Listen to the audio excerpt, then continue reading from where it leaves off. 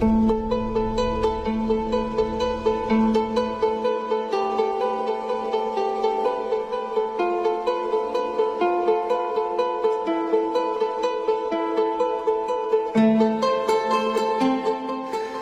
Roberto Bo, soy biólogo, mi especialidad es la ecología, soy docente e investigador de la Universidad de Buenos Aires y desde hace muchos años, por ejemplo con el apoyo de la Fundación Humedales, vengo tratando de entender cómo están compuestos, cómo funcionan, cómo se estructuran los humedales del delta del río Paraná.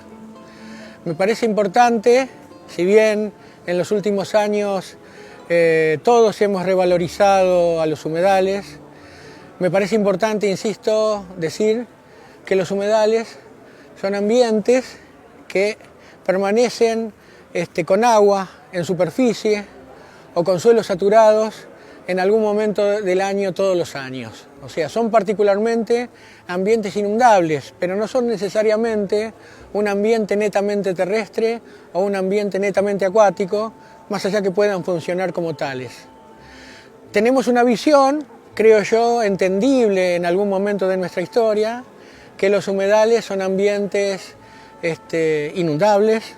y por lo tanto improductivos e insalubres. Afortunadamente esa visión ha cambiado, salvo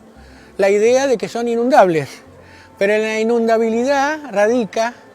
la elevada productividad y la elevada biodiversidad que sustentan. Y esa elevada productividad y biodiversidad se traduce en un conjunto de bienes y servicios muy importantes para nosotros.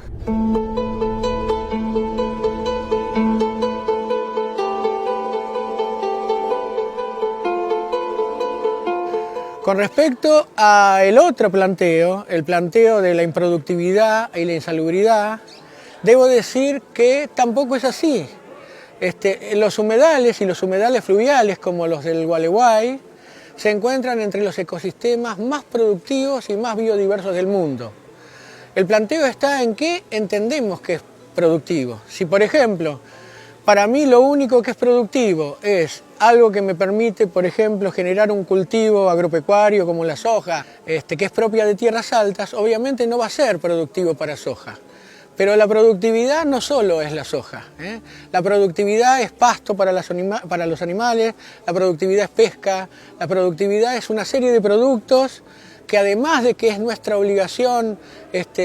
conservar para las generaciones futuras, pueden darnos bienes y servicios particularmente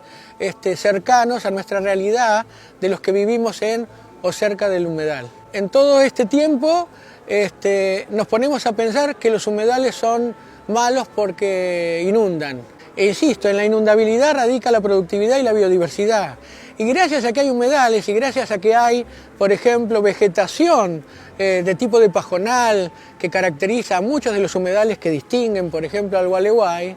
la idea es que gracias a eso, que a lo mejor no son tan lindos estéticamente como otros ambientes, los humedales terminan funcionando como grandes esponjas que, entre otras cuestiones, hacen que no nos inundemos mucho los que vivimos en las zonas altas relativamente cercanas y que necesitamos estar cerca del humedal o del Gualeguay, entre otras cuestiones, para obtener agua, para trasladarnos, para pescar, etc. Así les podría contar un montón de bienes y servicios que nos brindan los humedales. Por ejemplo, las plantas del humedal tienen un poder muy importante de extraer ciertos contaminantes que a lo mejor vienen de nuestras actividades de tierras altas. Entonces, el humedal y las plantas del humedal tienen una función purificadora. Si hablamos del problema del cambio climático y del calentamiento global, los humedales retienen importantísimas cantidades de carbono y entonces funcionan como sumideros naturales de carbono que si no se liberarían a la atmósfera y haría que, no sé, la temperatura aumentara más de lo que están aumentando en todo este tiempo. El Gualeguay tiene una particular dinámica, con un momento de agua alta y de agua baja. Y si vos me preguntás en este momento qué es lo que tenemos que hacer, y por suerte cada vez se ve eso más a nivel mundial, es que nosotros no tenemos que tratar de conservar solo la diversidad biológica o ecológica que se traduce en un número importante de pajaritos, por ejemplo, más allá que sí que lo quiero hacer. Tenemos que conservar las interacciones que tienen, por ejemplo, esos pajaritos con el lugar donde se alimentan, donde duermen, etcétera, que tiene que ver un poco con lo que yo llamo la estructura de los sistemas de humedales.